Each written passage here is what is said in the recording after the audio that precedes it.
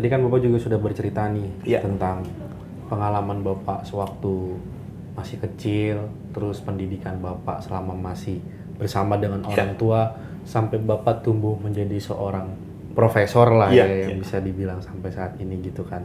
Nah, saya mau tanya nih Pak, apa sih Pak obsesi Bapak saat ini, kehidupan ini gitu? Iya.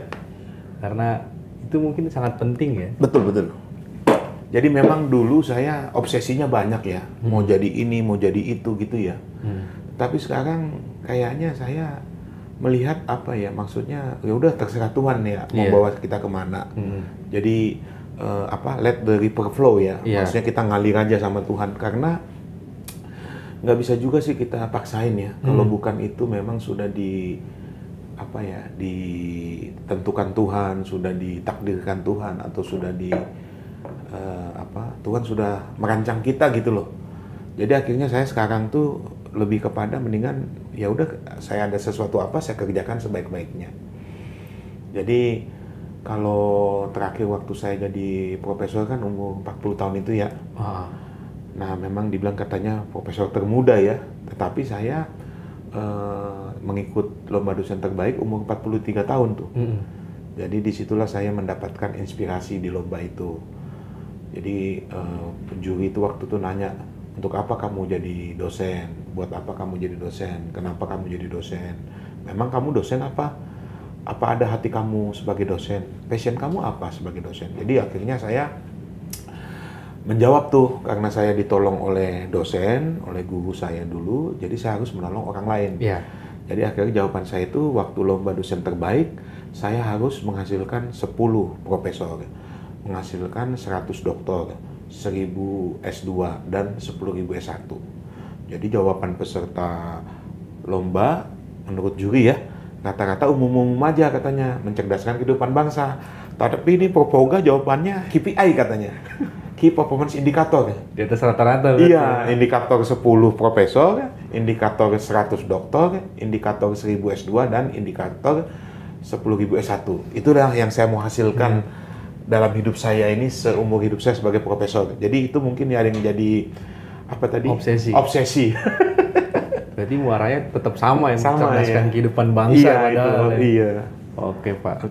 Jadi kan Bapak juga seorang akademisi, pengajar, sekalipun tadi sudah disinggung tentang organisasi.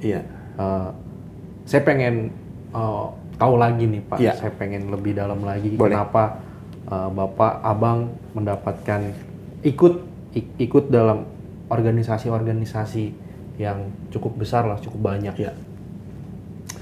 Ya, karena bagi saya itu kan dari diri kita sendiri dulu ya.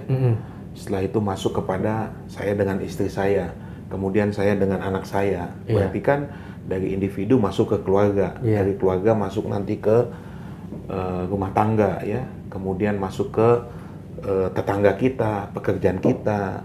Makanya ada RT, RW kan, baru nanti masuk ke kelurahan, kecamatan, bahkan kota, ya kan.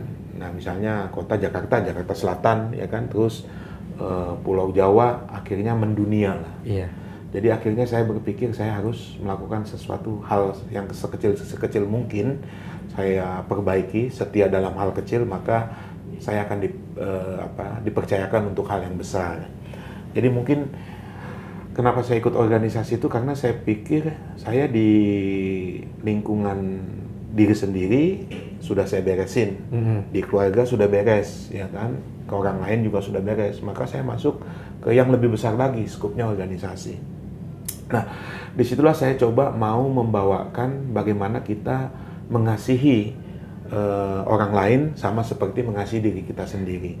Karena bagi saya ini kan kita satu ya, satu nusa, satu bangsa, satu bahasa, satu kota, satu tempat, ya kan? Dan kita ini juga sebenarnya satu darah kan?